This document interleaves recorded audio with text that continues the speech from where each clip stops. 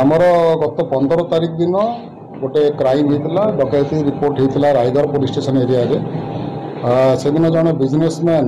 मोहम्मद हफिजुल्ला अंसारी बोली से दुई जन सांगे से गोटे बाइक रे जाऊले बजार को जाऊले सांगे कैश नहीं जाऊले से रास्ता रे 8 जन क्रिमिनाल 3टा बाइक रे आसिकी से माने इंटरसेप्ट करते लाठी रे माड़ मारिक इंजोर्ड करते पाखु 8.5 लाख टंका कैश बैग सहित छड़े नहीं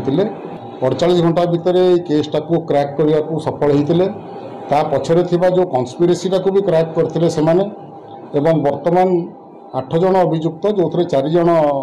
नाबालक भी अच्छा से डिटेन होती पाखु 6,68,000 टंकार ऊर्ध्व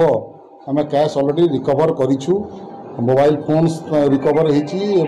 जो बाइक यूज होता ये क्राइम रे जो बाइक यूज करते से बाइक भी आम रिकवर करूँ